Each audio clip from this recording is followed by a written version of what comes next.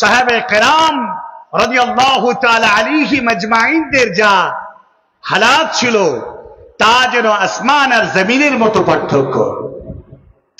আমরা ভারতবর্ষের মুসলমান, আমরা পশ্চিম বাংলার মুসলমান, জমায়েত হয়েছি আমরা মুর্শিদাবাদের মুসলমান। হালাকে নাম হতে পারে আব্দুল্লাহ, আব্দুর রহমান, আব্দুল সত্তার, আব্দুল জলিল, আব্দুল গফুর, অথচ ভোটার আইডেন্টি কার্ড প্রুফ অনুযায়ী গैर মুসলিম অমুসলমানদের কাছে, সরকারের কাছে, আরো কোন ব্যক্তির কাছে নাম নিশানার দিক থেকে একটা পরিচয় আমরা লাভ করেছি যে আমরা মুসলমান। কিন্তু প্রকৃতপক্ষে আমরা কি সেই মুসলমান যে মুসলমানের কথা মহানবী জনাবে রাসূল আকরাম, জোরে বলি একটু, সাল্লাল্লাহু আলাইহি ওয়াসাল্লাম তিনি বলে দিয়েছেন, قال أهد الذي بيننا وبينهم الصلاة فمن تركها فقد كفر। তোমাদের মধ্যে আমাদের মধ্যে একটাই অঙ্গীকার, ইকরার, প্রতিশ্রুতি, সেটা হলো নামাজ। যারা নামাজ আদায় করে তারা মুসলমান, আর তাদের জন্য সুনিশ্চিত জান্নাত। আর যারা নামাজ পড়ে না তারা হলো কাফির, তারা আল্লাহকে অস্বীকার করে, এদের জন্য জাহান্নাম। জেনে রাখবেন, মুসলমানদের ছাড়া পৃথিবীতে, মুসলমানদের ছাড়া আল্লাহর জমিনে আর কোন ব্যক্তির জন্য জান্নাতকে আল্লাহ তৈরি করেন নাই। শুধু মুসলমানদের জন্য জান্নাত।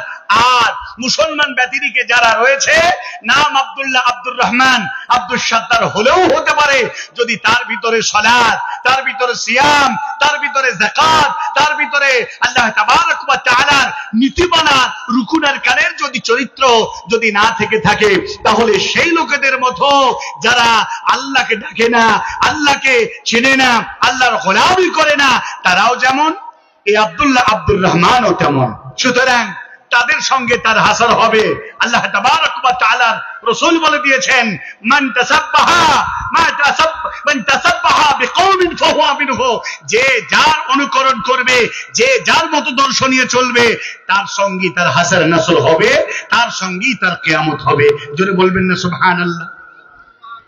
আজকে এই মর্মে যদি আপনাকে একটি কথা বলি, সমাজের আকসার পরিবারের লোকেরা আল্লাহ তাবারক ওয়া তাআলাকে ধোঁকাবাজি করে, আল্লাহর সঙ্গে প্রতারণা করে।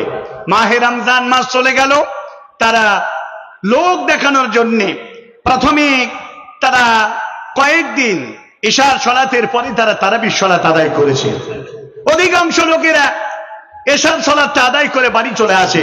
আল্লাহর সন্তুষ্টি একাগ্রতার সাথে আল্লাহ রাব্বুল আলামিনের সন্তুষ্ট চিত্তে মহান রবকে সন্তুষ্ট করেছে এমন শ্রেণীর লোকেরা প্রত্যেকটা পরিবারের মধ্যে আছে যে মহান আল্লাহ রাব্বুল আলামিনের কে খুশি করার জন্য তারা ইবাদত করে না। এজন্য আমরা প্রত্যেকে মুসলমান নই। আর এই মুসলমান যদি আমি না হই, আমার ইয়াকিন, ঈমান, বিশ্বাস যদি আল্লাহ তাবারক ওয়া তাআলার উপরে প্রগাঢ়ভাবে যদি না থেকে থাকে, তাহলে এই দুনিয়ায় বেইজ্জতি, লাঞ্ছিত, বেইজ্জত এবং অপমানিত, ঘৃণিত পাত্র হয়ে আখিরাত এবং দুনিয়ায় বরবাদ হয়ে যাবে। প্রিয় ভাই সকল, আল্লাহ তাবারক ওয়া তাআলা যারা প্রকৃত বান্দা, যারা আল্লাহকে এক বলে স্বীকার করেছে, মহান রবকে যারা আল্লাহ বলে মেনে নিয়েছে, আর মেনে নেওয়ার সাথে সাথে তারা কন্টিনিউ 5 ওয়াক্ত সালাত, সিয়াম, যাকাত, হজ যারা পালন করেছে, এই লোকেরাই শুধুমাত্র আল্লাহ তাবারক ওয়া তাআলার নৈকট্য লাভ করেছে, এরাই শুধু পরিত্রাণ পাবে।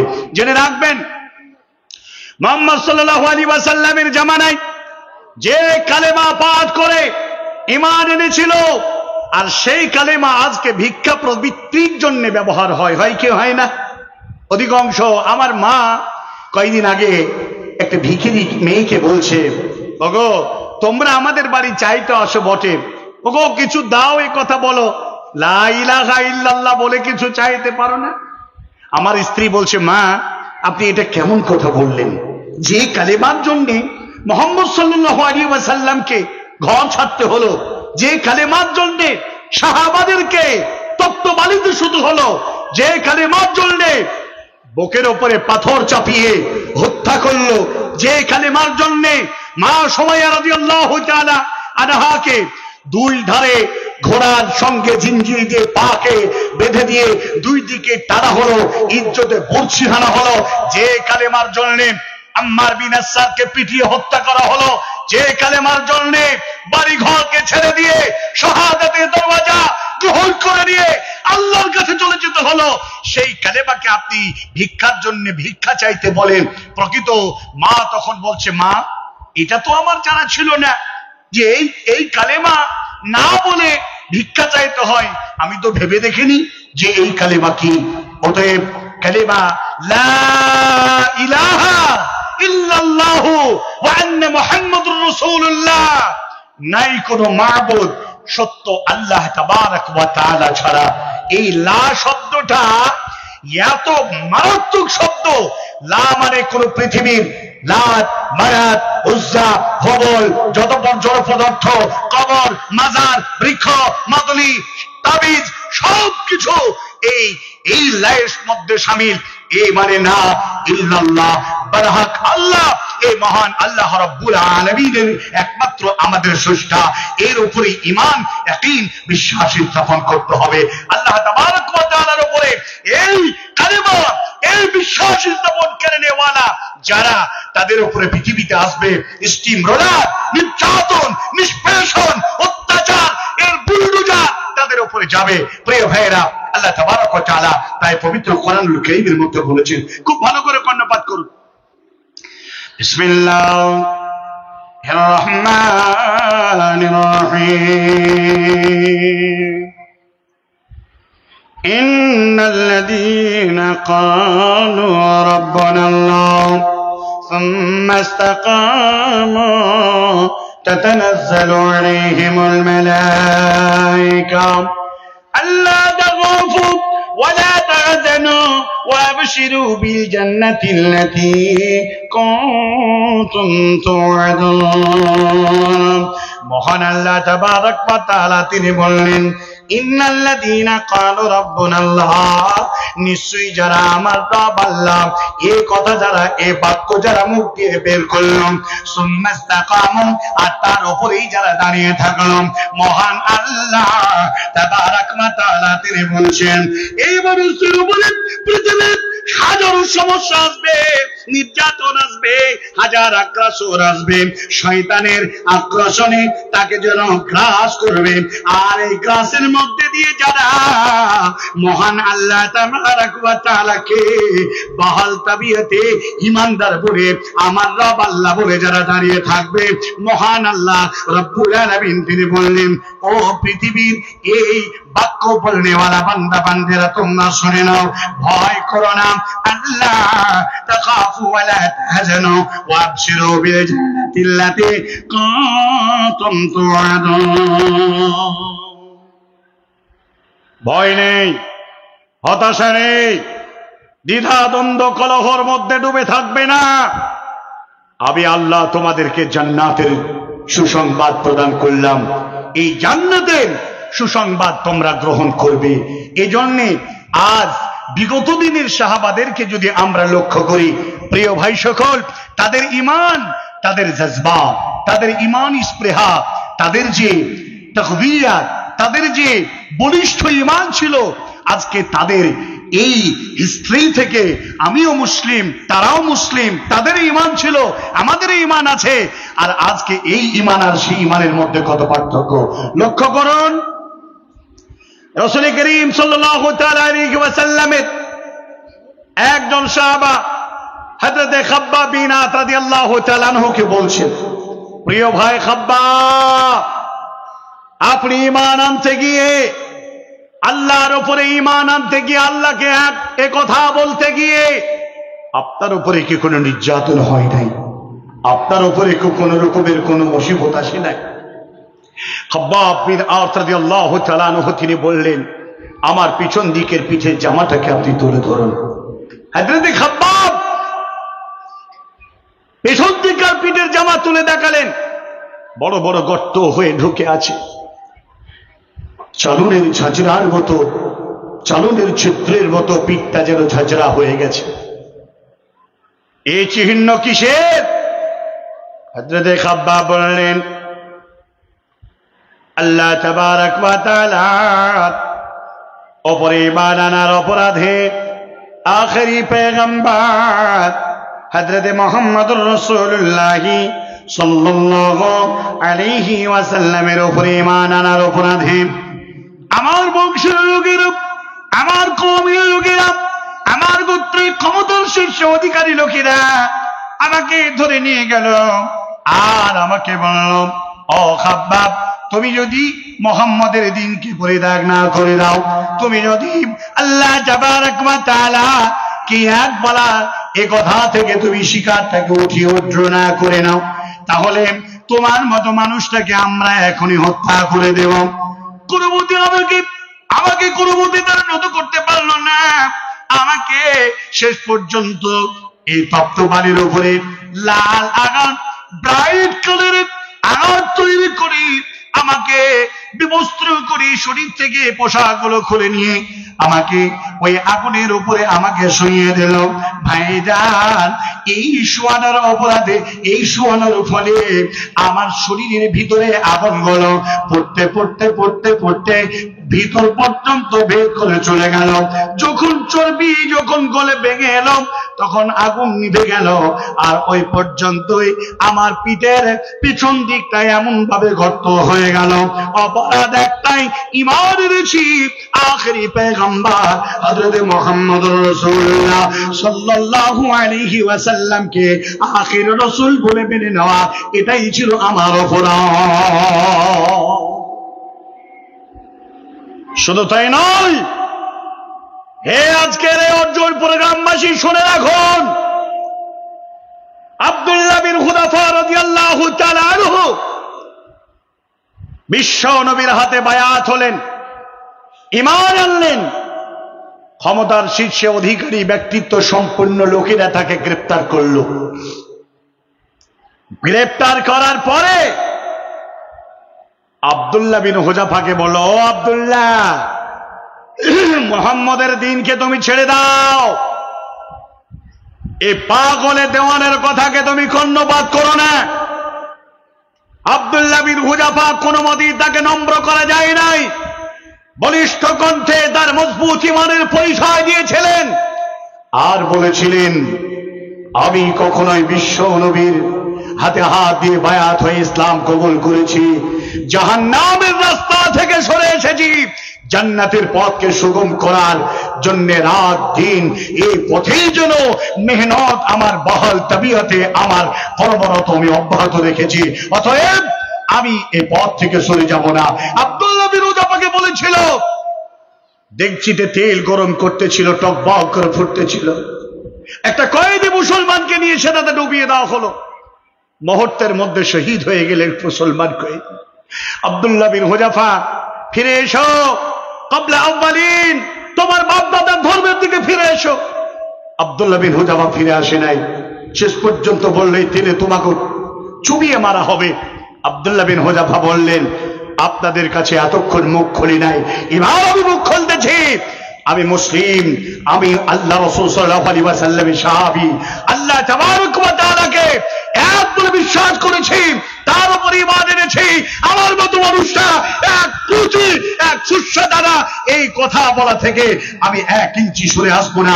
জোরে বলেন সুবহানাল্লাহ, নারে তাকবীর। আব্দুল্লাহ বিন হুযাফা মুখে বলিষ্ঠ কণ্ঠে বলেছিলেন, একটা আব্দুল্লাহ বিন হুযাফাকে মেরে ইসলামের তথা মুহাম্মদুর রাসূলুল্লাহ সাল্লাল্লাহু আলাইহি ওয়াসাল্লামের দ্বীনের তুমি শস্যের দানা পর্যন্ত ক্ষতি করতে পারবে না। আমার গায়ে যতগুলো লোম আছে, আমার গায়ে যতগুলো লোম আছে, যে ছিদ্র দিয়ে ঘামের লোমকূপ থেকে যে ঘাম প্রবাহিত হয়, যতগুলো লোমকূপে ছিদ্র থেকে লোম আছে, ততগুলো আব্দুল্লাহ বিন হুযাফা বিশ্ব নবীর সঙ্গে ইসলামের সাথে জিন্দা আছে, একটাকে মেরে ইসলামের কোনো ক্ষতি করতে পারবে না। যারা বলবেন না নারে তাকবীর, আরো যারা বলেন নারে তাকবীর। এই কথা কোন ব্যক্তি বলতে পারে? আজ বলিষ্ঠ ঈমানের পরিচয় মুসলমানরা দিতে জানে না। সারা ভারতবর্ষের মুসলমানদের উপরে যে নির্যাতন, যে অত্যাচার হতে আছে, এই অত্যাচার থেকে মুক্তি পাওয়ার একটাই মাধ্যম, যদি ইমানি জজবা, ইমানি স্পৃহা যদি থেকে থাকে, তবেই তুমি পরিত্রাণ পাবে, অন্যথায় তুমি কোনোদিন পরিত্রাণ পাবে না। জেনে রাখবে, যে ভারতবর্ষটাকে 57,000 ওলামা প্রাণ দিল, 57,000 ওলামা 1947 সালে 15 আগস্ট যেদিন স্বাধীন হয়, তার পূর্বে ইংরেজদের সঙ্গে লড়াই করে 57,000 ওলামার রক্ত আল্লাহর জমিনে গড়িয়ে দিয়ে এই দেশকে স্বাধীন করলো যারা, তারপরেও মুসলমানরা বলল না যে আমাদের মানুষেরা বেশি প্রাণ দিয়ে ভারতকে স্বাধীন করেছে, এ দেশ আমাদের। সেই দিন বলল না, হে ভারতের হিন্দু তোমরা বেরিয়ে যাও। সেই দিন আমরা বলিনি, হে ভারতের খ্রিস্টান তোমরা বেরিয়ে যাও।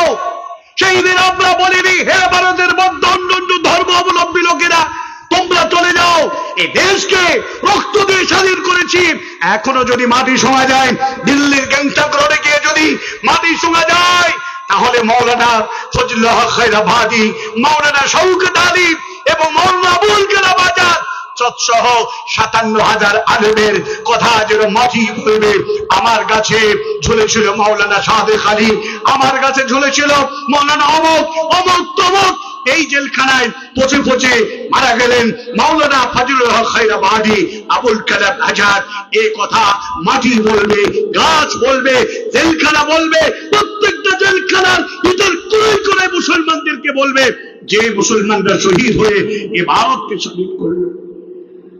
তারপরেও মুসলমানরা বলল, হিন্দু মুসলিম জৈন খ্রিস্টান সকলেই গলে গলে আমরা বাস করব, আপন আপন ধর্মের সংস্কৃতি আমরা পালন করব। আমরা আজকে এই স্বাধীন ভারতটাকে আমরা নাম দিলাম সেকুলারিজম। সেকুলারিজম কান্ট্রি, এই কান্ট্রিতে প্রত্যেকে তাদের সমপরিমাণ অধিকার থাকবে। তারা এদেশে আপন আপন সংস্কৃতিকে তারা খুব আনন্দের সাথে তারা পালন করবে। প্রিয় ভাই সকল, বিগত দিন মুসলমানরা 750 বছর 800 বছর ধরে রাজত্ব করল। সম্রাট ঔরঙ্গজেব থেকে শুরু করে মীর কাসিম পর্যন্ত। তারপরেও এ দেশ থেকে আমরা কাউকে বহিষ্কার করিনি। আর আজকে যারা তোমরা ইংরেজদের চাটুকদারি করেছিলে, আজকে যারা তোমরা ইংরেজদের দালালি করেছিলে, আজ এই দালালি কিন্তু মানুষেরা 100 বছরের একটি টার্গেট দিয়ে একটি সংগঠন তৈরি করলো। এই সংগঠনটির নাম আমরা প্রত্যেক ব্যক্তি জানি। 100 বছর টার্গেট দিয়ে যে সংগঠনের ভিত স্থাপন করেছিল, কয়েকজন ব্যক্তি হাতে গোনা। তারা গেল কোথায়? গেল জার্মানিতে গেল। জার্মানিতে গিয়ে হিটলারকে গিয়ে বলল, ও মহাশয়, 7 লক্ষ ইহুদিকে জার্মানির মাটিতে আপনি পুড়িয়ে ডুবিয়ে হত্যা করলেন, আর আপনি তাই সারা পৃথিবীর কাছে বড় সম্রাট খুনি হয়ে দাঁড়ালেন। আপনি বিরাট ক্ষমতার অধিকারী। আমরাও ভারতবর্ষের মাটিতে মুসলিমকে নিধন করব, মসজিদকে ধ্বংস করব, মাদ্রাসা ধ্বংস করব, কোরবানি শেষ করে দেব, মুসলমানদের কোরআনকে ধ্বংস করে দেব। আর এ দেশকে আপনার মতো আমরাও এই মুসলমান ক্যান্সারকে আমরা দূর করব। এই জন্য আপনার কাছে প্রশিক্ষণ নিতে এসেছি। যে প্রসেসে আপনি এই ইহুদিকে এই দেশ থেকে নির্মূল করেছেন, আমরা সেই প্রসেসে আমরা মুসলমানদেরকে এই মুসলিম ক্যান্সারকে হটিয়ে এই দেশকে আমরা সেভাবে ফাঁসাপ করব। প্রিয় ভাইয়েরা, প্রশিক্ষণ নিয়ে এলো। এই তথ্য সবাই জানলেও অনেকের যাওয়া যায় না। তারপরে তারা নাগপুরের মোহিতপাড়ার মহারাষ্ট্রে এটি সংগঠনের ভিত্তি স্থাপন করলো। তারপরে তারা 100 বছরের টার্ম নিল। আমাদের দেশে আল্লাহ তাবারক ওয়া তাআলা কোরআনুল কারীমের মধ্যে বলেছেন, ইসলামের দুশমন হলো দুটি। একটার নাম হলো ইহুদি, আর একটার নাম হলো নাসারা। যারা ইহুদি ছিল এ দেশে তারা ব্রাহ্মণ হিসাবে আসলো। যারা ধর্মের ক্যাটাগরির দিক থেকে যারা ব্রাহ্মণ, তারা আদৌ জানে না যে তারা ইহুদি। কিন্তু ইহুদির অপর নাম হলো আমাদের দেশে ভারতের মাটিতে সেটা হলো ব্রাহ্মণ। বলছিলাম যে কথা, বিস্তারিত এভাবে ইতিহাস বলার সময় নেই। মাত্র 1:50 আমি আর 45 মিনিট আপনার সামনে কথা বলে যাব। কথাগুলো খুব মনোযোগ দিয়ে শুনবেন। আজকে 100 বছরের টার্গেট 2026 আসলেই পূর্ণ হবে। তার আগে মুসলমানদেরকে ডিভোটার করা হবে, তার আগে মুসলমানদেরকে বস্ত্রহারা করা হবে, মুসলমানদেরকে প্রত্যেকটা সেক্টর থেকে বঞ্চিত করা হবে, শিক্ষা থেকে তাদেরকে বঞ্চিত করা হবে। আমরা মুসলিম, আমরা মুসলমান, এগুলো বুঝতে পারি না। মুসলমানদের উপরে যখন নির্যাতন আসবে তখন তারা বুঝতে পারবে যে কি কারণে আমাদের উপরে নির্যাতন। আজ গত 2 দিন আগে ফেসবুকের বার্তায় দেখলাম এক কবি, নামটাও বলছি না, জানি আমি, তো সে কবি বলছে সুপ্রিম কোর্টে আমার দাবি কোরআন নামক ধর্মগ্রন্থটাকে নিষিদ্ধ করা হোক। ফেরাউন, নমরুদ, সাদ্দাত, আবু জাহাল, আবু লাহাব, উতবা, শাইবা, শুবা, মুগীরা প্রমুখ, তারা ক্রমান্বয়ে ইসলাম, কোরআন, নবী, রাসূলদের উপরে তারা এই এমন ভাবে নির্যাতন করেছিল। তারপরেও কি তারা আল্লাহ দ্বীনকে, আল্লাহ নূরকে, আল্লাহ রাব্বুল আলামিনের এই দ্বীনি ধর্মের মতবাদকে কি সারা পৃথিবী থেকে উচ্ছেদ করতে পেরেছে? যারা বলেন পেরেছে? পারে নাই, কিয়ামত পর্যন্ত পারবে না। আল্লাহ তাবারক ওয়া তাআলা পবিত্র কোরআনুল কারীম সূরা নম্বর 9 সূরা তওবা আয়াত নম্বর 32,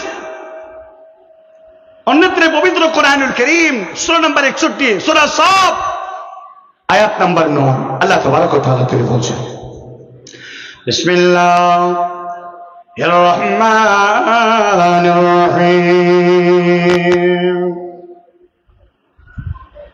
ইউরিদুনা লিইউতফিউ নূরাল্লাহি বিআফওয়াহিহিম ওয়াল্লাহু মুতিম্মু নূরিহি ওয়ালাউ কারিহাল কাফিরুন। মহান আল্লাহ তাবারক ওয়া তাআলা বলেন, কাফিররা যায় তাদের মুখের ফুৎকার দিয়ে আল্লাহর নূর, আল্লাহ জ্যোতিকে তারা নিভিয়ে দিতে চায়। মহান আল্লাহ তাবারক ওয়া তাআলা তিনি বলছেন, তারা যতই ফুৎকার দিবে আমার নূরকে নিভিয়ে দেওয়ার জন্য, ততই সারা পৃথিবীতে আমার নূর বিকাশ পাবে।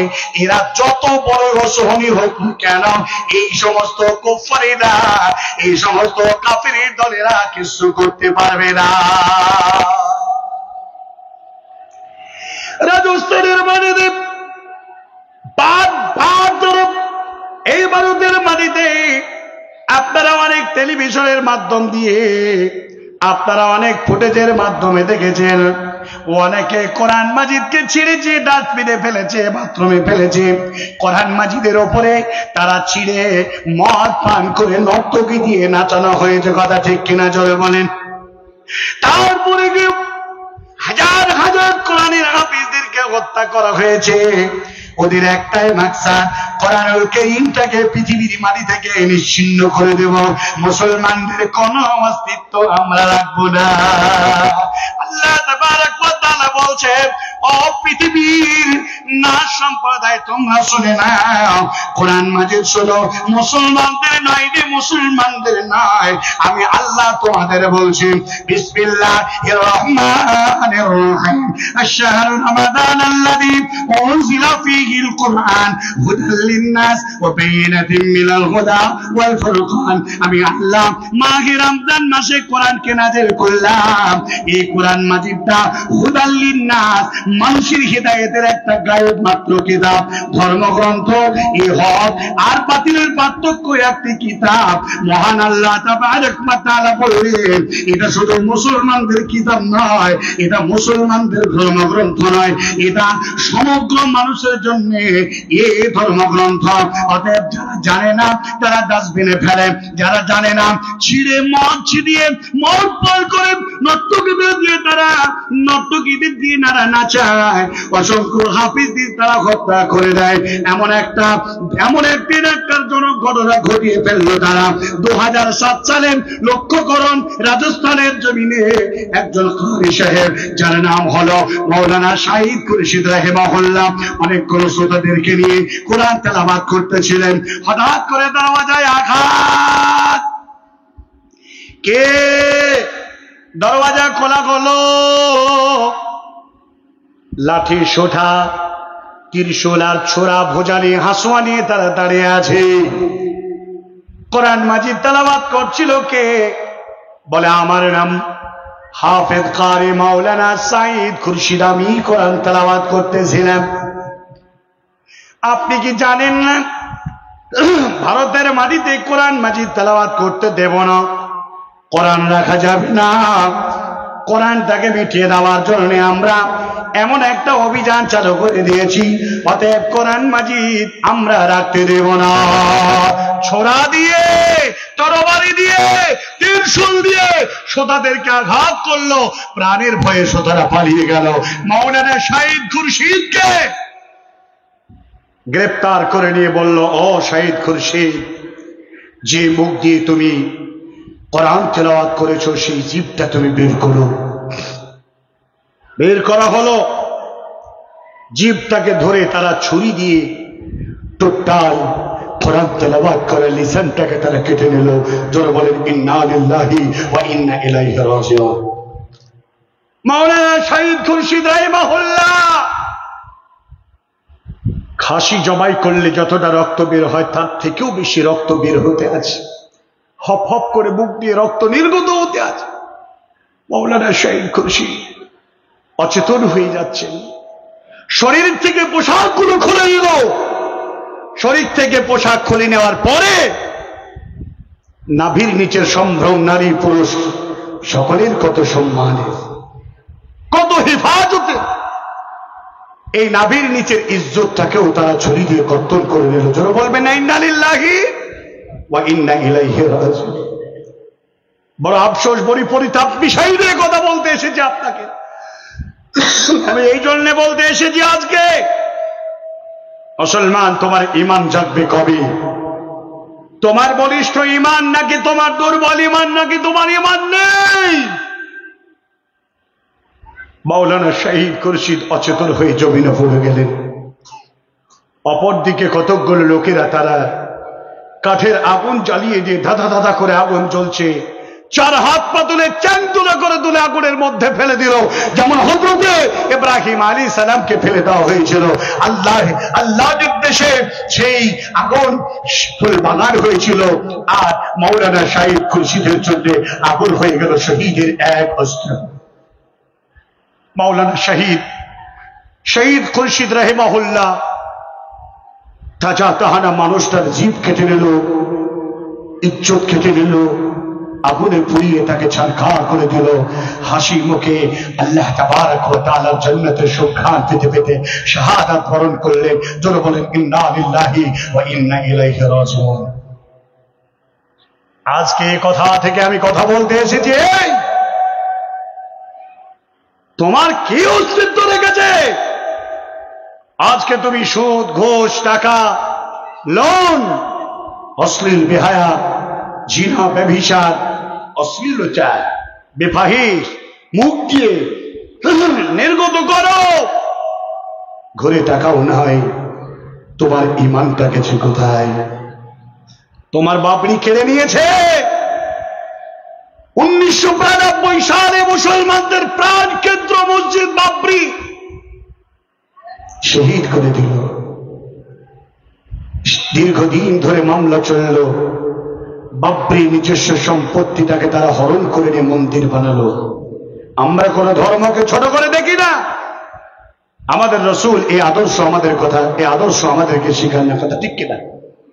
প্রিয় ভাই যখন বলছিলাম যে কথা, ভগ্ন কণ্ঠে গলা বসে আছে, আর সেইভাবে সুর করে মাতম করে কথা বোঝানোর ক্যাপাসিটি নেই, তারপরেও আমি আপনাকে মূল কথাগুলো বোঝানোর জন্য এসেছি। যদি আপনার হৃদয়ে ঈমান থাকে, একবার ঘুরে তাকাবেন, যতদূর এই মাইকের আওয়াজ যাবে প্রত্যেককে মনে করবো এই কথাগুলো কণ্ঠপাত করে শুনি, আপনি তার উপর আমল করুন। বাবরি গেল, বাবরি সম্পত্তি চলে গেল, কাশ্মীরের 370 ধারা আইন বিল পাস করল, ভারতবর্ষের মাটিতে কোরআনের বিপক্ষে আইন 3 তালাকের বিল পাস করলো, কথা ঠিক কিনা? শুধু তাই নয়, কোন সম্পত্তি যদি কেউ দান করে, আর এই সম্পত্তি যদি কোন মরল মাতাব্বর তাকে মোতাল্লি বা আরো কিছু তাকে বানানো হয়েছে বলেই যদি সে সম্পত্তি সে আত্মসাৎ করে, এটা কি বরদাস্ত করা যাবে? মুসলমানদের কাছ থেকে গত 2 তারিখে ওয়াকফ সম্পত্তির বিল তারা পাশ করে নিলে 4200 মসজিদ, খানকা, গুরুস্থান, কবরস্থান, মাজার সব তারা বেদখল করবে। প্রিয় ভাই সকল, আরো তথ্য আমাদের কাছে আছে, সব কথাগুলো বলা সম্ভব নয়। 2025 সাল কমপ্লিট হবে, 2026 আসার আগে তারা মুসলমানদেরকে এই দেশ থেকে প্রতারিত করার প্ল্যান পরিকল্পনা নিয়েছে। হযরত মুহাম্মদ রাসূলুল্লাহ যারা বলেন সাল্লাল্লাহু আলাইহি ওয়াসাল্লাম, কেউ বাইতুল্লাহ কাবা, যে কাবার লালনকারী পালনকারী হিসেবে মুহাম্মদ সাল্লাল্লাহু আলাইহি ওয়াসাল্লাম ছিলেন, সেই কাবাকে খেদমত করতে আবু জাহাল, আবু লাহাব, উতবা, শাইবা, শুবা, মুগীরা তারাও দিয়েছিল না।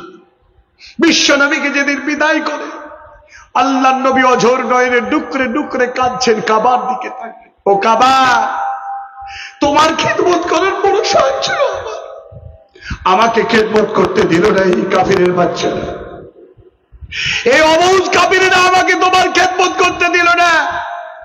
যদি আমি কোনোদিন ফিরে আসি, আর যদি তোমাকে কোনোদিন তাদের কাছ থেকে মুক্তি করতে পারি, তাহলে জেনে রাখো কাবা, ও বাইতুল্লাহ, ও আল্লাহর ঘর, সেই দিন তোমার খেদমত করবে এই আব্দুল্লাহ বিন মুহাম্মদ সাল্লাল্লাহু আলাইহি ওয়াসাল্লাম। ভাইরে আমার, বন্ধুরে আমার, এই নবীর অনুসারী, এই নবীর আমরা নীতি আদর্শকে মান্যওয়ালা মুসলমান আমরা। আজ আমি আপনার কাছে বলতে এসেছি, আগামীকাল 6 তারিখ তারা নির্দিষ্ট সময়ে তাদের র্যালি করবে, গোটা ভারতবর্ষ জুড়ে তারা যাবে। আর তাদেরকে জানিয়ে দেওয়া হয়েছে, তোমরা যদি এই র্যালি বা মিছিল তোমরা করবে, একটাই শুধুমাত্র তাদের উস্কানির বার্তা, যেখানে মুসলমানরা তোমাদেরকে বাধা দেবে, এই অস্ত্র দিয়ে তাদেরকে প্রতিহত করে তোমরা রাস্তা ক্লিয়ার করে চলে যাবে। তরবারি, লাঠি, ছোটা, হেসোয়া, এরপরে আরো কিছু বলেছে, তা প্রয়োজন হলে তোমরা ব্যবহার করবে।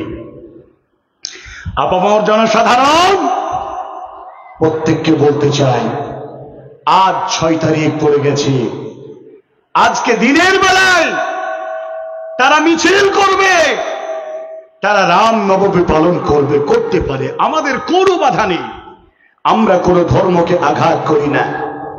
আজকে লক্ষ্য করুন, প্রত্যেকটা মুসলমানদের মসজিদ যত জায়গায় রয়েছে, তার রেকর্ড, তার পর্চা, তার দলিল, তার নিজস্ব সম্পত্তির ওপরেই এই মসজিদটা প্রতিষ্ঠিত আছে। কিন্তু হাজারো,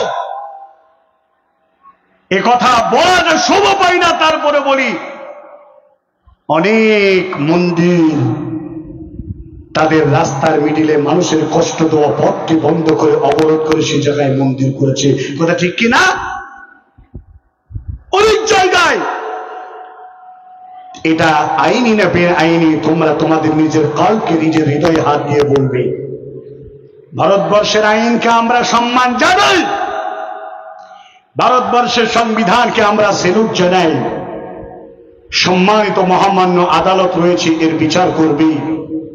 তবে আমরা ভারতের মাটিতে জন্ম নিয়েছি, ভারতের মাটিতেই থাকবো, প্রয়োজনে ভারতের মাটিতে আমাদের কবর হয়ে শহীদ হয়ে যাব। তথাপিও ইসরায়েলের গাজার মুসলমানরা যেমন তাদের বাইতুল আকসাকে পরিত্যাগ করে যাই না, এত মারছে ইসরায়েল, তারপরও বাইতুল আকসা থেকে মুসলমান শেষ হয়ে যায় না। আমরা তেমন ভারতবর্ষের মাটিতে জন্ম নিয়েছি। আমরা বাংলাদেশ, আফগানিস্তান, পাকিস্তান থেকে আসি নাই। আমাদের বাপ দাদা 14 পুরুষ এখানে জন্ম নিয়েছে, আর তাদের সূত্রে আমরা এখানে জন্ম নিয়েছি। এই মাটিতেই মরবো, এই মাটিতেই থাকবে, এই মাটি কাল কিয়ামতের করে সাক্ষ্য দেবে আমি আব্দুল কাবির এই জমিনেই জন্ম নিয়েছি। জমিনের মাটি ধরে বলে দাঁড়িয়ে থাকবে। প্রিয় ভাই সকল, কথা অনেক কিছু বলার রয়েছে, অনেক কথা বলার রয়েছে। আজকে রামনবমী তারা মিছিল করবে, কোন মুসলমান তাদেরকে যেন কোনো আঘাত না করে। তারা মসজিদ দেখবে, তারা বিভিন্ন জায়গা দেখবে, সেখানে উস্কানিমূলক কিছু করলে তারা কেউ করতে পারে, করবে, কথা আমি বলছি না। সঙ্গে সঙ্গে সেটা বাধা দেবেন না। এই সন্ত্রাস আমরা নই, সন্ত্রাসী চরিত্র আমাদের মধ্যে আছে, নেই? আমাদের মধ্যে সন্ত্রাসী শিক্ষা নেই? আছে? জনগণ আছে? নেই। আমরা মুহাম্মদ সাল্লাল্লাহু আলাইহি ওয়াসাল্লামের নীতি আদর্শ আমাদের হৃদয়ে আছে। তোমরা শুনে নাও, সারা পৃথিবীর বাতিল শক্তি তোমরা শুনে নাও। মাইকেল এইচ হার্ট একজন বিজ্ঞানী, একজন বড় পণ্ডিত, সারা পৃথিবীর মহামনীষীদের নাম সংগ্রহ করছিলেন। সংগ্রহ করে 100 জন মনীষীর নাম যখন সংগ্রহ হলো, 1 নম্বর সিরিয়ালে সবচাইতে নম্র ভদ্র চরিত্রবান মানুষটাকেই 1 নম্বর সিরিয়ালে নাম দেব। এই সিরিয়ালের নাম কাকে দেওয়া যায়? 100 থেকে 1 পর্যন্ত বারবার করে, কিন্তু ইনসাফ জাস্টিসওয়ালা মানুষ মাইকেল এইচ হার্ট তিনি বলছেন যদি কাউকে নাম দেওয়া যায় তিনি হলেন হযরত মুহাম্মদ রাসূলুল্লাহ সাল্লাল্লাহু আলাইহি ওয়াসাল্লাম। এই মানুষটার মতো আদর্শবান মানুষ পৃথিবীর বুকে আর একটা খুঁজে পাই। বড় বড় মনীষী, ঋষি মনীষী, বড় বড় পণ্ডিত, তাদের নামগুলো খুঁজেছে, কিন্তু বিশ্ব নবীর মতো চরিত্রের কাছে এসে সবাই হেরে গেছে। জোরে বলেন আলহামদুলিল্লাহ। মুহাম্মদ সাল্লাল্লাহু আলাইহি ওয়াসাল্লামের 1 নম্বরে তিনার নামকে শিরোনামে নাম দিয়ে এই মাইকেল এইচ হার্ট 100 জন মনীষীর নাম লেখা একটা কিতাব লিখলেন। এই কিতাবটিতে আমি পড়েছি মুহাম্মদ সাল্লাল্লাহু আলাইহি ওয়াসাল্লামের নাম 1 নম্বরে। সারা পৃথিবীর বাতিল শক্তি লোকেরা, ইহুদি, নাসারা, খ্রিস্টান, এরা জানে মুহাম্মদ সাল্লাল্লাহু আলাইহি ওয়াসাল্লাম তিনি হলেন সারা পৃথিবীর একজন ভদ্র মানুষ। তিনার আদর্শের কথা আপনাকে আর একটু স্মরণ করিয়ে দিই। যারা মুহাম্মদ সাল্লাল্লাহু আলাইহি ওয়াসাল্লামকে মা আয়েশাকে নিয়ে কালিমা লিপ্ত করেছেন, আপনারা এই মানুষটার সম্পর্কে আপনারা জানেন না। মুহাম্মদ সাল্লাল্লাহু আলাইহি ওয়াসাল্লামকে যারা হত্যা করার জন্য উন্মুক্ত তরবারি নিয়ে রাত দিন ঘুমায় নাই, রাসূল করিম সাল্লাল্লাহু আলাইহি ওয়াসাল্লাম একটি গাছের তলায় একটু জিরিয়ে নেওয়ার জন্য একটু শুয়ে গেলেন, আর তরবারিটা গাছে লটকায় রাখলেন। আপনারা হাদিসটা শুনছেন না?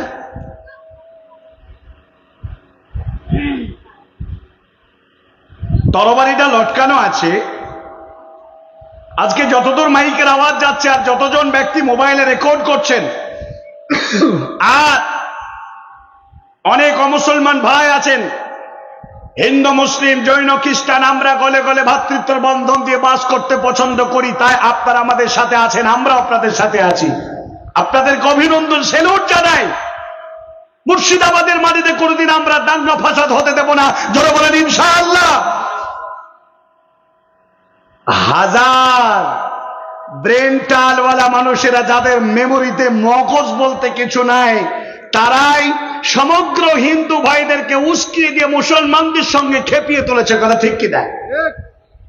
আর এই মূর্খ মগজহীন মানুষদেরকে জানাতে চাই, আল্লাহ তোমাকে হিদায়াত দান করুন।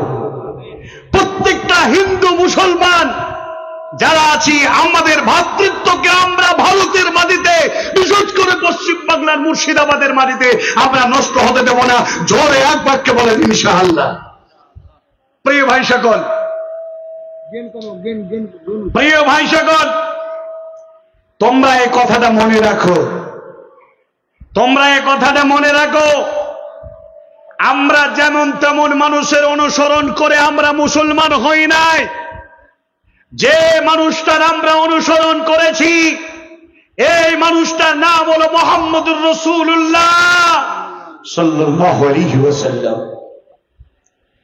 এই মানুষটাকে হত্যা করার জন্য যুগ যুগ ধরে উন্মুক্ত তরবারি নিয়ে যারা ঘুরে বেরিয়েছে, আসল রূপ যখন তার কাছে এসে যখন হত্যা করতে এসেছে, তো তরবারিটা গর্দনে না দিয়ে মুহাম্মদ সাল্লাল্লাহু আলাইহি ওয়াসাল্লামের পায়ের তলায় ফেলে দিয়ে বলছে, হে রাসূল, আপনাকে চিনতে পারিনি, আপনার মতো মানুষটাকে আমরা হত্যা করব, অসম্ভব হতে পারে না, বরঞ্চ আমার গর্দনটায় আমি এই তরবারির তলায় দিয়ে দিলাম। তোমরা শুনে নাও, ও আমার সঙ্গী সাথী হিন্দু, জৈন, খ্রিস্টান ভাই, এই সমস্ত যারা সন্ত্রাসের উস্কানি দিয়ে তোমার আমার মধ্যে ফাটল ধরাতে যায়, তাদেরকে ইতিহাস শুনিয়ে দাও। আল্লাহর নবী শুয়ে আছেন, তরবারি ঝুলতে আছে গাছের উপরে। গাওরাস নামে একজন কাফির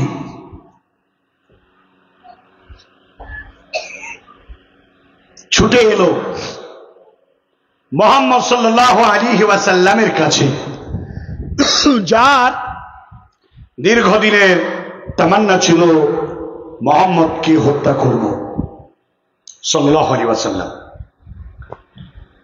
তরবারিটা এমন এক মৌকা পেয়ে গেছে, নবীজি শুয়ে আছেন, তরবারি নবীজির বুকের উপরে, হস্তে ধারণ করে নিল।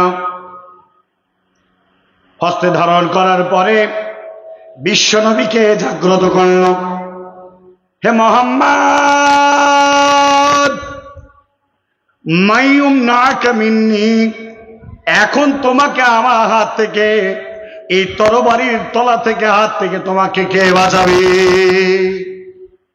বিশ্ব নবী বলেছিলেন, আমাকে যদি কেউ বাঁচায়, তাহলে যিনি আমাকে সৃষ্টি করেছেন সেই স্রষ্টা আল্লাহ তাবারাক ওয়া তাআলা, তিনি আমাকে বাঁচাবে। আল্লাহ এ কথা বলা মাত্র গাওরাসের হাত থেকে তরবারিটা পড়ে গেল, থর থর থর থর থর থর করে কাঁপতে কাঁপতে কাঁপতে কাঁপতে পড়ে গেল। মুহাম্মদ সাল্লাল্লাহু আলাইহি ওয়াসাল্লাম তরবারিটা হাতে তুলে ধরলেন, শোনো, তোমাকে এই কথা বোঝাতে এসেছি। আল্লাহর নবী তুললেন, তরবারি তুলে ধরে বলেন, ও গাওরাস, মাইয়ুমনাকা মিন্নি, এখন তোমাকে আমার এই তরবারি থেকে কে বাঁচাবে? আসলে এই কাফেরের তো, এই গাওরাসের তো দ্বীন, ইলম, কালাম, আল্লাহর পরিচয়, পেহচান সম্পর্কে তার কোনো জ্ঞান নেই। তো সে বলছে, বাঁচালে মুহাম্মদ তুমি বাঁচাতে পারবে। আল্লাহর নবী বললেন, আমার নাম মুহাম্মদ বিন আব্দুল্লাহ, আমি হলাম আল্লাহর নবী। পৃথিবীর মাটিতে আমি কোন মানুষকে হত্যা করার জন্য আসি না। পৃথিবীর মাটিতে আল্লাহ তাবারাক ওয়া তাআলা নির্দেশে মানুষকে তাওহীদের দাওয়াত দিতে এসেছি, মানুষকে জাহান্নামের পথ থেকে বাঁচাতে এসেছি, মানুষকে জান্নাতের পথ সুগম করার জন্য এসেছি। বাবা গাওরাস, ফিরে যাও, ফিরে যাও, ফিরে যাও, আমি তোমাকে হত্যা করব না রে বাবা, তুমি যাও যাও যাও। আমাকে আল্লাহ তোমাদের মতো মানুষগুলোকে ক্ষমা করার জন্য পাঠিয়েছেন।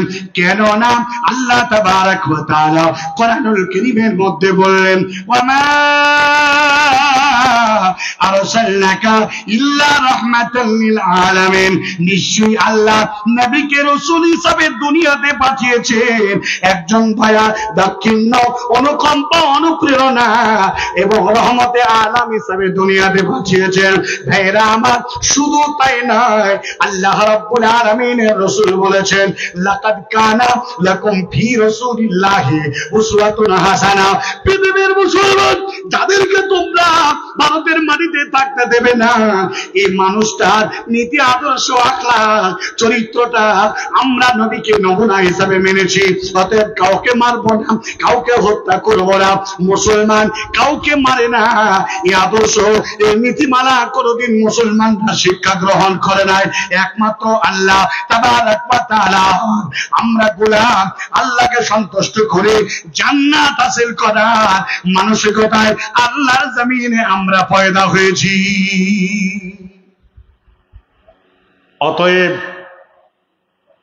আমি আপনার কাছে বলতে এসেছি, আপামর জনসাধারণ, মানুষ ফুরিয়ে যাচ্ছে, বক্তাটা নিয়ে আসেন অন্তত পক্ষে একটু, অন্তত পক্ষে একটু বাঁচানোর জন্য নিয়ে আসেন, না তো সব কয়টা আমি খেয়ে ফেললে ও আর পাবে না।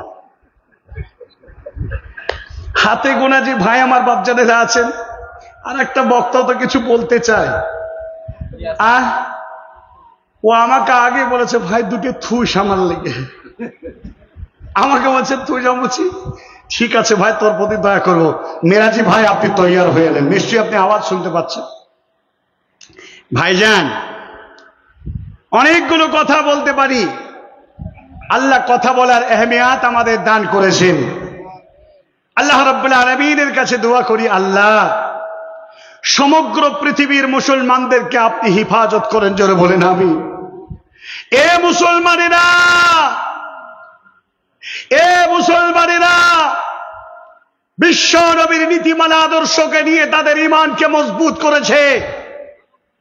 আজ আখেরি পয়গম্বর হযরত মুহাম্মদুর রাসূলুল্লাহ, জোরে বলি একবার, সাল্লাল্লাহু আলাইহি ওয়াসাল্লামের কাছে সাহাবায়ে কেরাম রাদিয়াল্লাহু তাআলা আলাইহিম আজমাইন তিনারা প্রশ্ন করলেন। হযরত আবু হুরায়রা বলছেন, হাদিসটা অনুবাদ শুনুন, আগে হাদিসটার আরবি শুনুন, তারপরে তার অনুবাদ শুনুন। وعن أبي هريرة رضي الله تعالى عنه قال قيل يا رسول الله من أكرم الناس। হযরত আবু হুরায়রা রাদিয়াল্লাহু তাআলা আনহু তিনি বলছেন, হে রাসূল, পৃথিবীর মাটিতে সবচাইতে ভদ্র মানুষ, পৃথিবীর মাটিতে সবচাইতে সম্মানিত মানুষ কে? আল্লাহ রাসূল সহজ সরল ভাষায় উত্তর দিলেন, ক্বালা আতকাহুম, সবচাইতে গাঢ় ঈমানদার, এ হলো সবচাইতে দামি মানুষ। সাহাবারা বললেন, ফাকালু লাইসা নাসআলুক হাদা, হে রাসূল, আমরা যেটা জানতে চাইছি এটার উত্তর আমরা পেলাম না। বিশ্বনবী বললেন, ক্বালা ফায়ুসুফ নবিয়ুল্লাহ ইবনে নবিয়িল্লাহ ইবনে নবিয়িল্লাহ ইবনে খলিলিল্লাহ, পৃথিবীর মাটিতে সবচাইতে একজন ভদ্র মানুষ, তার নাম হযরত ইউসুফ আলাইহিস সালাম। হযরত ইউসুফ আলাইহিস সালাম ইয়াকুব আলাইহিস সালামের সন্তান। তার বাপ ছিল নবী, তার দাদা ছিল নবী, তার দাদা ছিল নবী, তার পর দাদা ছিল নবী। আল্লাহ এত রূপে, এত গুণে গুণান্বিত করেছিলেন নবী ইউসুফ আলাইহিস সালামকে, আর এই নবীর ঘর থেকে আল্লাহ পছন্দ করেছেন, তাই হযরতে ইউসুফ আলাইহিস সালাম সবচেয়ে আল্লাহর কাছে পছন্দ। সাহাবারা বললেন, ফাকালু লাইসা নাসআলুক হাদা ইয়া রাসূলুল্লাহ। আল্লাহর নবী বুঝতে পারলেন এটা তারা সঠিক উত্তর পায় নাই, আরো তারা উত্তর পাওয়ার আশঙ্কা বোধ করে আমার কাছে। নবীজি বললেন, قال فعن معادين العرب تسألوني خيارهم في الجاهلية وخيارهم في الإسلام اتقوهم। বিশ্ব নবী জনাবে রাসূলুল্লাহ সাল্লাল্লাহু আলাইহি ওয়াসাল্লাম তিনি বললেন, সবচাইতে ওই মানুষটার কথা তোমরা বলো, যে মানুষটা জাহালাতের জামানায় ছিল এক উত্তম চরিত্রের অধিকারী, আর এই জাহালাতের জামানা দুরবিত হলো, ইসলাম স্বাধীন হলো।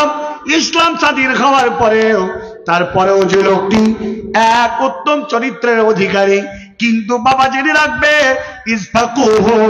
যদি তার ভিতরে দ্বীনের জ্ঞান থাকে, দ্বীনের বোঝ থাকে, তাহলেই সেই লোকটা হলো আল্লাহর কাছে সম্মানিত। দ্বীনের জ্ঞান, দ্বীনের বোধ, এই ব্যক্তিত্ব সম্পন্ন ব্যক্তিরাই আল্লাহকে খুশি করতে পারবে। বাংলা, ইংরেজি, অঙ্ক, পৃথিবীর শিক্ষার বৃহত্তর শিক্ষায় শিক্ষিত হলো, যদি দ্বীনের জ্ঞান, দ্বীনের বোঝ, দ্বীনের এলেম যদি না থেকে থাকে, আল্লাহে এই লোকটির দ্বারা আল্লাহকে সন্তুষ্ট করা কখনো সম্ভব হবে না। একটা মাস্টারমশাই যদি, একজন শিয়াব বিয়াব যদি তার বাপ মারা যায়, জানাজার জন্য সামান্য একটা মসজিদের খতিবকে ডেকে নিয়ে সেটা জানাজা পড়াতে হয়, অথচ তিনি পারেন না, দাঁড়িয়ে রাখতে পারেন না, হালাল হারামের জ্ঞান নেই, সুদি কারবার করেন, ব্যাংকে টাকা রাখে, ইন্টারেস্ট গুলো পরিষ্কার করেন না, মালের যাকাতও দেন না, আবার সিয়ামও রাখেন না। তো আমার সাথে এইবার একজন আর্মি ওমরায় গেছিলেন রমজান মাসে। আলহামদুলিল্লাহ, আমি প্রত্যেক মাসে একটা করে ওমরার প্যাকেজ বা কাফেলা আমি পাঠাই। আমার বড় একটা কোম্পানি রয়েছে, বাংলার স্বাবলম্বন ইন্টারন্যাশনাল প্রাইভেট লিমিটেড, আর এর তত্ত্বাবধানে আমার সাবা ইন্টারন্যাশনাল ট্যুর অ্যান্ড ট্রাভেল, হজ এবং উমরার সম্পূর্ণ বিশ্বস্ত একটা প্রতিষ্ঠান। পশ্চিম বাংলার মানহাজে সালাফের আহলে হাদিসের একমাত্র আমারই একটি ট্রাভেল রয়েছে। তো এই হজ আর উমরাতে যদি কেউ যেতে চান, যোগাযোগ রাখবেন আমার সাথে, ফোন নাম্বারটা দিয়ে রাখি, কাজে লাগতে পারে। 9733 67 57 65, 9733 67 57 65। আরেকটি নাম্বার 9732 14 51 63। এই নাম্বার দিয়ে যোগাযোগ করলে কেউ উমরায় যেতে চাইলে যেতে পারে। কোরবানি নামাজের পরে একদম স্বল্প খরচের একটা বিরাট অফারের একটা কাফেলা যাচ্ছে মাত্র 85,000 টাকা। এই কথা বলতে গিয়ে আমার একটু অ্যাড দিয়ে ফেললাম, লাফাকার আলাই, আল্লাহ অহংকার থেকে বাঁচান। আসলে কেউ যেতে চাইলে আমি তার খেদমত করব। তো এক আর্মি রিটায়ার্ড ম্যান, তিনি আমার সাথে উমরায় গেলেন রমজান মাস। আমরা কলকাতায় ফ্লাইটে চাপার আগে কাতার এয়ারলাইন্সে চাপার পরে আমরা সাহারি খেলাম। তো সবাই রোজা রাখছি, উনি কিন্তু রোজা রাখছেন না, কন্টিনিউ একটা মাস অতিক্রম হয়ে যাচ্ছে। বললাম, চাচা আপনি কেন রোজা রাখলেন না? আসলে উনি বলছে, রোজা রাখা আমার অভ্যাস নাই। যতদিন আমি আরবিতে চাকরি করেছি বাবা, রোজা টোজা রাখিনি, রোজা টোজা রাখি নাই, রোজা রাখা আমার অভ্যাস নেই, এজন্য আমি রোজা রাখতেও পারি না। আমি বুঝলাম এই লোকটার ভিতরে দ্বীনের জ্ঞান, দ্বীনের বোঝ ন্যূনতম হলেও নেই। যদি থাকতো তাহলে একজন মুসলিম হলে ঈমান আনার পরে 5 ওয়াক্ত নামাজ, তারপরে সিয়াম, তারপরে মালের যাকাত, তারপরে হজ করতেন। প্রিয় ভাই সকল, তার মানে কি বুঝলাম?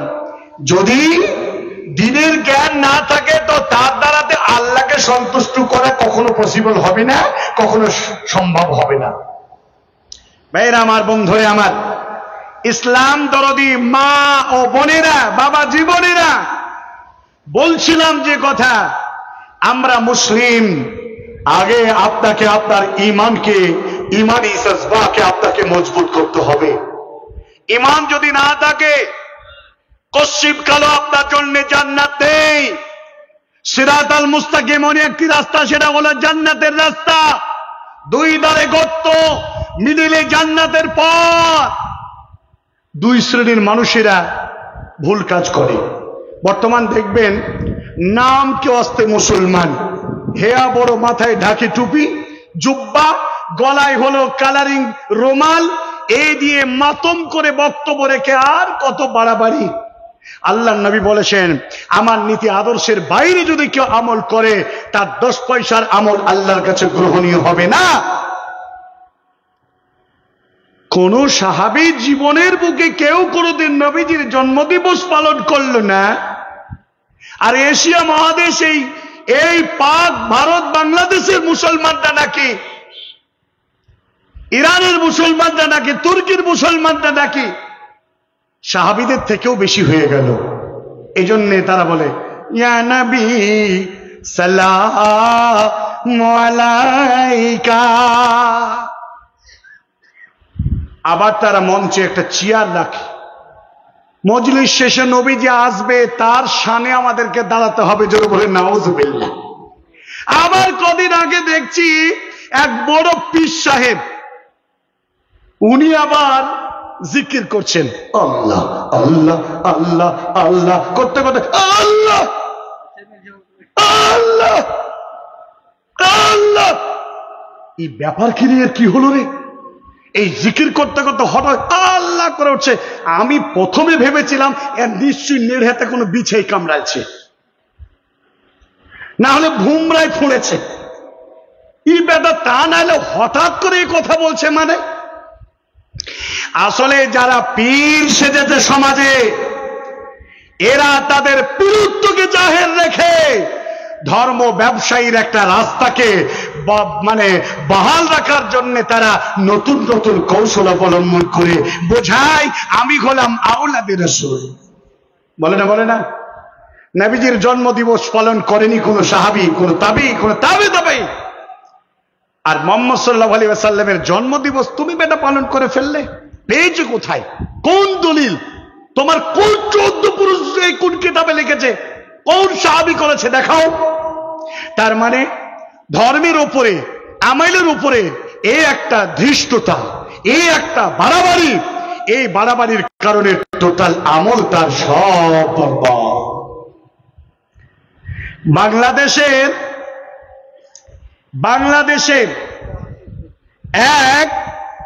বাংলাদেশের একটা কিতাবের মধ্যে একটি কথা লেখা আছে, কিয়ামতের দিন মানুষ যখন ইয়া নাফসি করবে, আমরাও জানি, হাদিসে পড়েছি।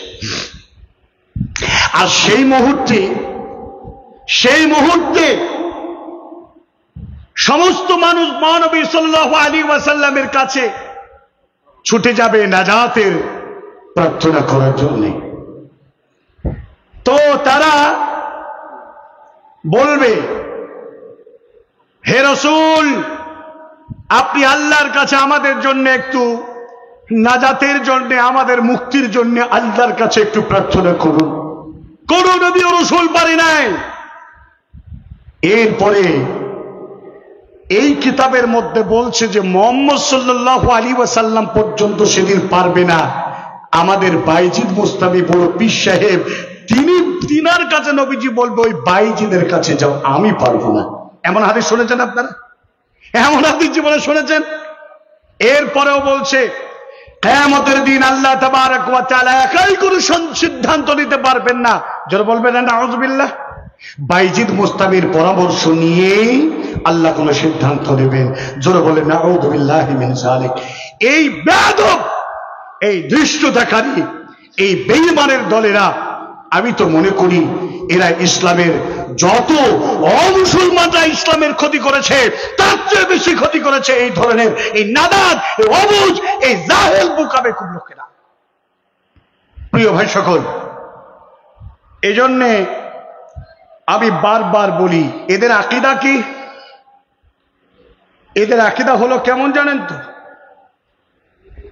এক মসজিদ থেকে নামাজ পড়ে বের হচ্ছি, যে ইমামের পিছনে নামাজ পড়লাম ওই ইমাম এক হাত ধরনের মনে করেন এত বড় একটা সিক্রেট ধরে টানতে টানতে চলে যাচ্ছে। ওই পিছু নিলাম, হুজুর সিক্রেট হারাম না হালাল? সিক্রেট খাওয়া যদি জায়েজ হয় তো দলিলটা দেন, আমি কেন বাদ থাকবো? আমিও খাবো। আমার গলা সবসময় বসে যায়, ধোঁয়া গরমটা যদি যায় তো আমার গলা ভালো হবে। তো উনি বললেন, বাবা শোনো শোনো, এ বিড়ি সিগারেট গুল গুটকা খৈনি তেরেঙ্গা এগুলো মাকরুহ, এগুলো মাকরুহ। বলিষ্ঠ ইমানের মুসলমানেরা, ইমানের পরিচয় দিতে গিয়ে কথাটা বলতে আছি।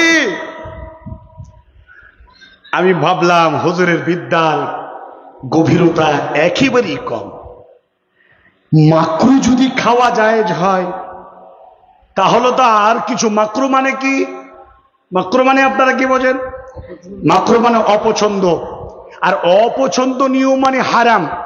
আমি বললাম হারাম কয় প্রকার হুজুরে আলা? উনি বলছেন হারাম 2 প্রকার। বললাম হুজুর এই দিন ক্লাসে ঠিক ছিল তো কি কি? বলে মাকরুয়ে তেহরিমি আর মাকরুয়ে তানজি। একটা সরাসরি হারাম আর একটা হলো হারাম নয়। তো আমি বললাম এটা কি? বলে এটাই সিগারেট। হারাম না, এটা কি? বলে এইটাই সিগারেট, তাই খাচ্ছি। বলে মাকরুয়ে তানজির বাংলা তর্জমা করো। বলে হুজুরের তখন জুবান বন্ধ। মাকরুয়ে তানজি বলতে কি বুঝায় জানেন আপনারা? নাকের পোটা, কানের কানখে, পাকা ফোড়ার লাল রক্ত মিশ্রিত ঘোলাটা পুজ, হ্যাঁ, এগুলোকে বলে মাকরুয়ে তানজি। এগুলো কোন মানুষ খেতে পারবে? যারা বলে খেতে পারবে, কথা বলেন, খেতে পারবে? খেতে যদি না পারে ওটাও হারাম। এইগুলোকে অপছন্দ, এই ধরনের অপছন্দকে বোঝানো হয়েছে। আমি বললাম মাকরুয়ে তানজি, তাহলে আপনি বুঝেন মাকরুয়ে তাহরিমি আর তানজিকে আমি আবার একটা ব্যাখ্যা দিয়েছি। কিরকম? পায়খানা 2 ধরনের, একটা লিকুইড পায়খানা আর একটা শুকনো পায়খানা। তো উনার দৃষ্টিতে শুকনো পায়খানাকে চিবিয়ে খাওয়া যাবে, আর লিকুইড পায়খানা খাওয়া যাবে না। মাকরুয়ে তাহরিমি মানে লিকুইড গু, আর মাকরুয়ে তানজিহ মানে শুকনো গু। আমি হুজুরকে বললাম পার্থক্য কি আছে? প্রিয় ভাই সকল, এমন ভাবেই তারা দিনের ফতোয়াগুলোকে নিজের বাপের পৈতৃক সম্পত্তি বানিয়ে নিয়ে তারা বানিয়ে নিয়েছে। এজন্যে সমগ্র মানুষদেরকে আমি জানাতে চাই, আল্লাহ তাবারক ওয়া তাআলা নবীজি যা বলেছেন তার বাইরে যদি কিছু আমল করেন, আমল বাদ। আর একদিকে আমল করি না, নামাজ পড়ে না, রোজা রাখে না, মুখে ফাহেসি অশ্লীল ভাষা প্রয়োগ করে, ওয়াদা খেলাপ করে, আমানতের খিয়ানত করে, দাঁড়িয়ে রাখে না, আরো কিছু করে না, স্বেচ্ছায় নামাজ ছেড়ে দেয়, এই শ্রেণীর লোকেরাও বরবাদ। তাহলে 2 দিক গর্তে পড়ে গেল, মিডিলে থাকলো কি? সিরাতাল মুস্তাকিম অনুসারে লোক। রাসূল যা বলেছে, মা আতাকুমুর রাসূল ফাখুযুহু ওয়া মা নাহাকুম আনহু ফান্তাহু। তোমাদের রাসূল যা বলে দিয়েছেন মেনে নাও, আর যা নিষেধ করেছে বর্জন করো। সোজা সাপটা কথা। তাই এই শ্রেণীর লোকেরা জান্নাতে যাবে। জান্নাত তো শুধু মুসলমানদের জন্য, আর কারো জন্য নয়। যাই হোক, ছোট্ট মুখে এতগুলো এই বলিষ্ঠ ইমানের পরিচয় দিতে গিয়ে এতগুলো এক্সাম্পল, এতগুলো কথা আমি আপনাদের সামনে ব্যক্ত করলাম। আর বিশেষ করে আজকের এই জলসা কমিটি, গ্রামবাসী, আপামর জনসাধারণ, সম্মানিতা মা ও বোনেরা যারা এসেছিলেন অক্লান্ত পরিশ্রম করে, আমার প্রিয় ভাইজান, কি নাম ওনার, যিনার নেতৃত্বে হচ্ছে, নামটা তো বলেই দিই। আমার ভাইজানের নাম কি? লাল মোহাম্মদ বিশ্বাস, আমার হৃদয়ের ভাই, যার প্রতিনিধিত্বে আমার জিয়াউল ভাই তৎসহ আরো নাম বলতে পারলাম না, গ্রামবাসীর সমন্বয়ে সহযোগিতায় এই যে জলসা 2 দিন ব্যাপী যে চলছে, আল্লাহ তার আজার, তার বদলা আল্লাহ তুমি তাদেরকে প্রদান করো। জোরে সঙ্গে বলেন আল্লাহুম্মা আমিন। রফা আল্লাহ কুদরাকুম ফিদ দুনিয়া ওয়াল আখিরা। মুসলমানদেরকে ইসলাহ সঠিক আমল সংশোধন করার জন্য এই প্রোগ্রাম ইসলাহুল মুসলিমিনের পরিচালনার নামে এই ভাইয়েরা করছেন, এটা আমি শুনলাম। এই জন্য যুগ যুগ যতদিন পৃথিবীতে যতদিন মানুষ বেঁচে থাকবে এই দাওয়াতের ক্ষেত্র যেন অব্যাহত থাকে। আল্লাহ তুমি কবুল করো। আমি পরামর্শ দেব ছোট্ট জ্ঞানে, এই জালসাকে কেন্দ্র করে একটাও দোকানপাট মেলা খেলা কোনোদিন বসতে দেবেন না, এরপরে এই অঙ্গীকারে আবদ্ধ আপনারা হবেন। আর এই দাওয়াত ও তাবলীগের জালসায় যেন এমন তাত্ত্বিক আলোচনা, এবং সবচেয়ে আমাকে ভালো লাগছে যে একটা বিষয়বস্তু দিয়ে বক্তাদেরকে নির্ধারিত সময় বেঁধে দিয়েছেন। আলহামদুলিল্লাহ, সুম্মা আলহামদুলিল্লাহ। আল্লাহ বক্তা এবং শ্রোতা উভয়কেই তুমি সঠিকভাবে আমল করা তুমি তৌফিক দান করো, সকল বলেন আমিন। আমি হয়তো আরো 10-15 মিনিট বলতাম, কিন্তু আমার সুপ্রিয় ভাই চলে এসছেন, মুসলিমে কিছু মাথাগন্তি ভাইয়েরা বসে আছেন, মাহিরা বসে আছেন, কথা বলার সুযোগ দেওয়ার জন্য আমার টাইম থেকে ওনাকে 10 মিনিট